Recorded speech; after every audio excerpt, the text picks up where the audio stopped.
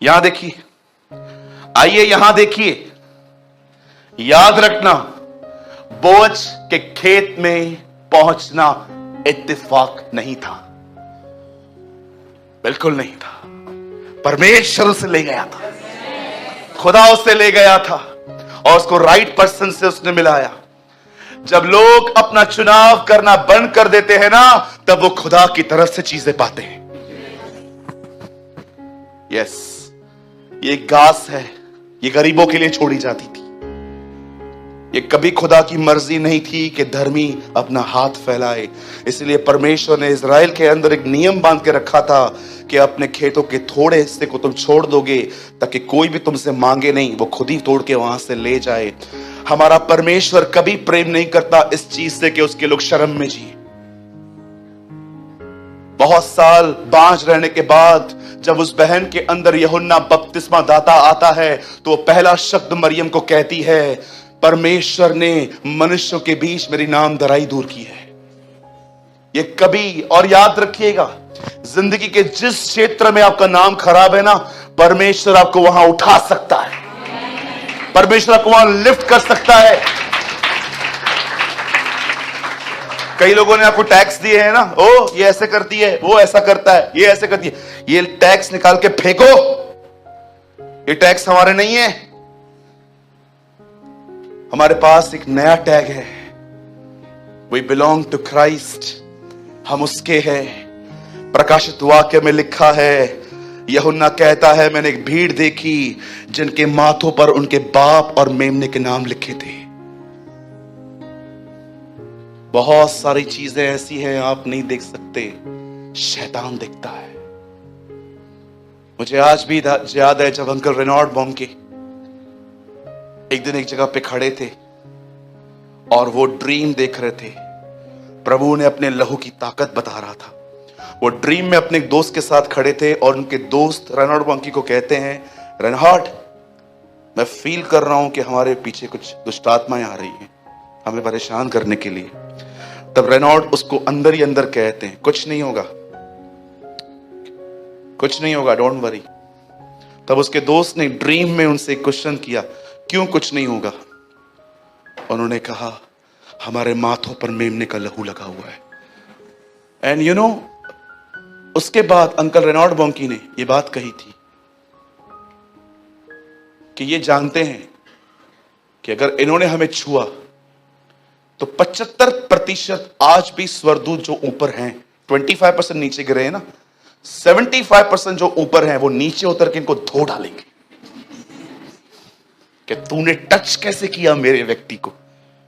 आप जानते हो बहुत सारी चीजें आप नहीं देख सकते। परमेश्वर शैतान को कहता है, क्या तू मेरे दास अय्यूब को जानता है? वो मेरा भय मानने वाला, सीधा खरा, बुराई से दूर रहने वाला व्यक्ति है, वो कोई बुराई नहीं करता। तब वो कहता है, हाँ ऐसा कुछ नहीं है, तू उसको बहुत ब्लेस करता है इसलिए वो तेरे पीछे पीछे आता है। तब परमेश्वर से कहता है, उसका सब तेरा, जा। तब वो वहां पर पहले एक बात कहता है, कैसे जाऊं? तूने बाड़ा बांधा है, इसे हटा। बड़ी बात है ना, खून को हम नहीं देख पाते, शैतान देख पाता है। बाइबल में शैतान ने खुद गवाही दी है कि मुझे लहू से डर लगता है। उसने खुद कहा है, अरे मत लाओ मेरे सामने ये चीज। मुझे आज भी याद है, 3 वीक्स पहले हम अंधेरी में दुआ कर रहे थे और एक बहन थी जिसको मैं कई बार बोल चुका, यीशु के नाम से निकल, इस पे दुष्ट आत्मा, निकल निकल निकल, और दुष्ट आत्मा मरोड़ रही थी, निकल नहीं रही थी। अचानक पवित्र आत्मा ने मुझे कहा, इसके ऊपर बोल, मैं इसके प्राणों पे यीशु के लहू को उंडेलता हूं। और जैसे मैंने कहा, father I release the blood of Jesus Christ, free, वो आजाद हो गई। 2 हफ्ते से मैं इसको वॉच कर रहा हूं। अब वो बच्ची प्रभु की आराधना करती है। मुझे प्रभु ने कहा, that is the power of the blood of Jesus Christ.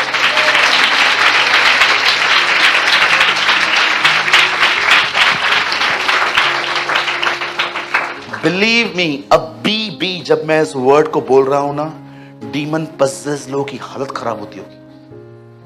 आपको मन करता होगा यहां से उठ के भाग जाऊं। ट्रस्ट मी, बहुत जल्द मैं एक वीडियो बनाने वाला हूं ब्लड के ऊपर, और उस वीडियो का नाम है द फर्स्ट ब्लड डोनर। एक पहला व्यक्ति जिसने हमारे लिए खून दिया, अ फर्स्ट ब्लड डोनर। आज मैं आपसे पूछता हूं, क्या आप परमेश्वर के रास्तों पे ईमान रखते हैं? क्योंकि मेरी और तुम्हारी गति एक सी नहीं है, मेरे और तुम्हारे सोच विचार एक से नहीं है। तुम सोचते हो मैं इस तरफ आऊंगा, मुझे पता है मुझे कैसे आना है। जब आप परमेश्वर से प्रार्थना करते हो ना, यीशु के नाम से, खुदावन मैं दुआ करता हूं, बहुत तकलीफ में हूं, बड़ी समस्या में हूं, मुझे कुछ समझ में नहीं आ रहा है, मुझे क्या करना चाहिए, जस्ट प्रे और सब उसके ऊपर छोड़ के कुछ भी इमेजिन मत करो। ओ अभी तक रिजल्ट नहीं आई है, ये नहीं आया है, वो नहीं आया है, वो नहीं आया है। जस्ट चुपचाप से चलो, आराम से रेस्ट में चलते रहो, उसके ऊपर छोड़ दो। उसकी और तुम्हारी गति में जमीन और आसमान का अंतर है।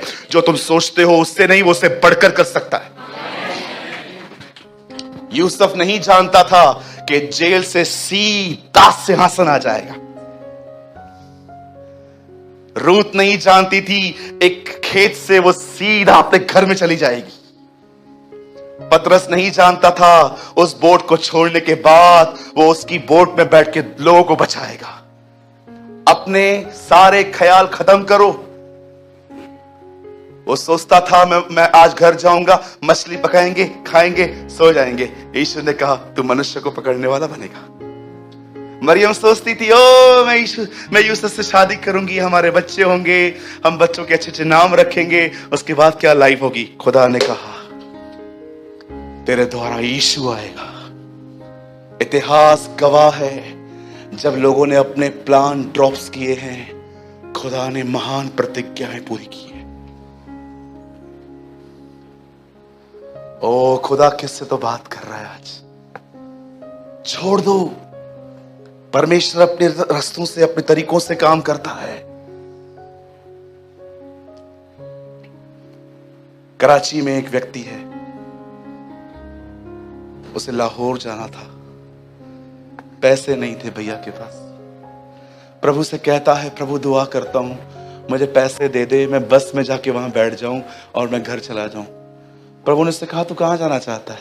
मैं घर जाना चाहता हूं। कहां खड़ा है? कराची में। कहां जाना है? लाहौर जाना है। प्रभु पैसा नहीं है। पैसा चाहिए? हाँ एक काम कर, सामने एक पब्लिक टॉयलेट है, वहां जा, फेस वॉश करके आ पहले। उसे वो प्रभु को सुनने वाला व्यक्ति था। उसे कहा प्रभु मुझे जरूरत नहीं है, मैं ठीक हूं, तू जा तो सही। जानते हो कभी कभी खुदा ऐसी लगे, तू जा तो सही।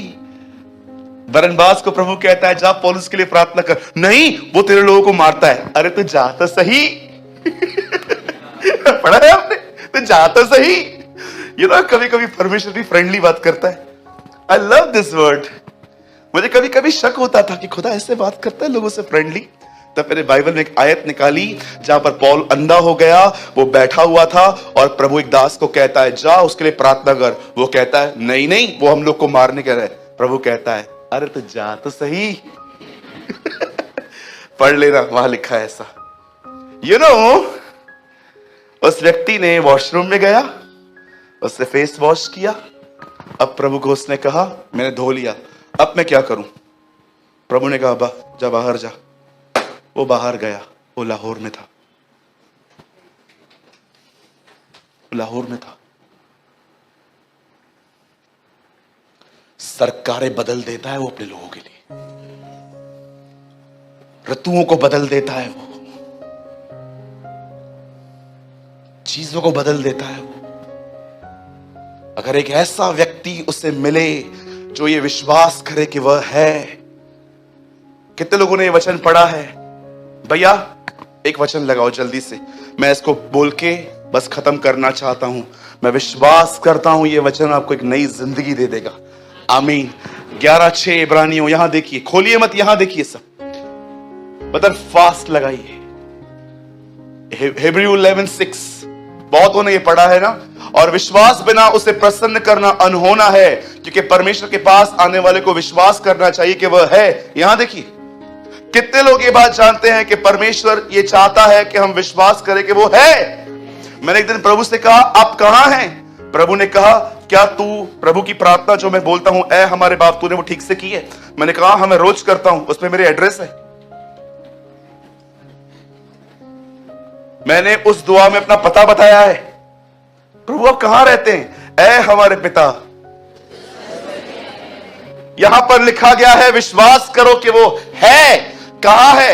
स्वर्ग में है। प्रभु आप स्वर्ग में क्यों हैं? मैंने अपना निवास स्थान जमीन पे नहीं, वहां जानते हो क्यों रखा है?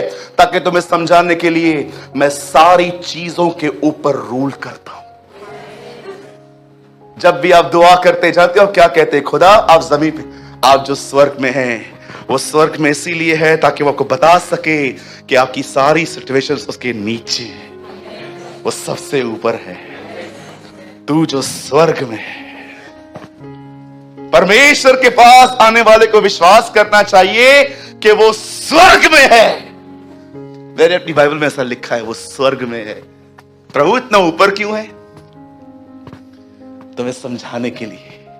सब मेरे नीचे, मैं सबके ऊपर प्रभुता करता हूं। इसीलिए पौल कहता है उस एकमात्र बुद्धिमान परमेश्वर की महिमा अब से लेके सर्वदा होती रहे।